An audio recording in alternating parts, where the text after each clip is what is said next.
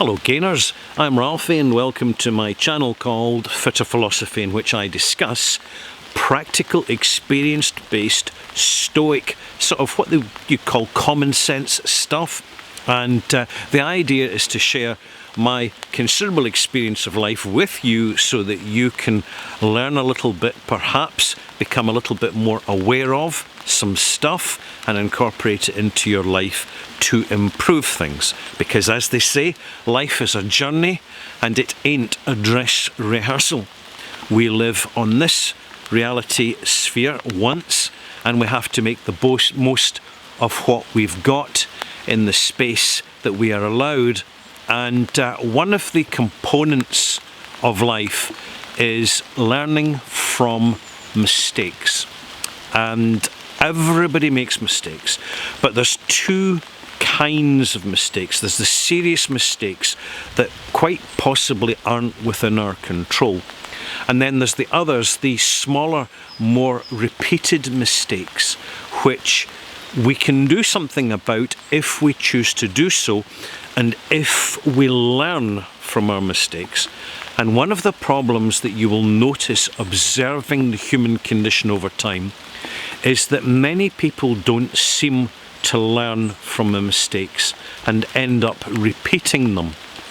Now, we can do that once or twice, but when we start repeating mistakes, small mistakes, too often, they have an incremental collective effect over time and they become more serious.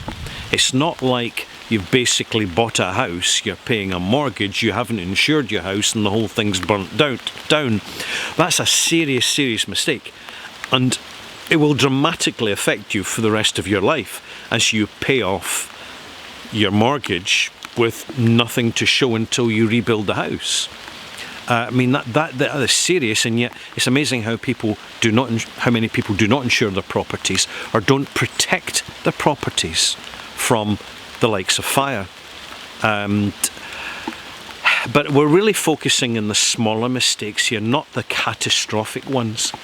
But small mistakes can become catastrophic for a couple of reasons. One is that we're not learning from them, therefore we're not negating their influence. And the second thing is that as we repeat the mistakes over time, it becomes a weakness in us that is manifested through our own stupidity of not learning from mistakes. And it's something that people who want to take advantage of us can capitalize on.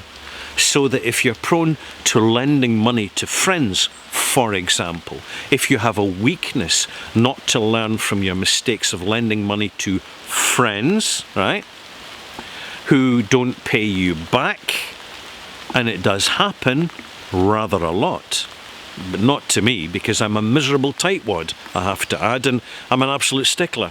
I never ever ask for loans from anybody, and I never offer loans to everybody. Your finance is so important. It's part of your long-term security and quality of life in your daily existence, in your long term, that really, particularly financial mistakes, you've got to avoid them. And I would conclude by saying, in particular, it's a sign of the acceptance and the normality of people making mistakes that financial institutions and lenders will loan people money on contracts, and people sign the contracts and don't even read them. Seriously, people do not read in lawyers' offices, in financial consultants' offices, in banks' offices. People don't read through contracts. And let me give you this advice. When you go in and you're buying any product, anything that involves a contract, never be afraid to lift up that contract, tell the person across the desk, I'm taking this away for 24 hours to have a good read, and then I'll return it back to you. Either signed, amended or signed, or unsigned. Very few people do that. But I'm a Stoic philosopher with experience-based perspectives, and I am recommending you do this. Be very, very careful about that. We need to learn from mistakes. It's good to learn from our mistakes, but most importantly, it's a real skill to learn from other people's mistakes so that we do not make them ourselves. I'm Ralphie, thank you for watching, and we'll see you soon. Bye-bye.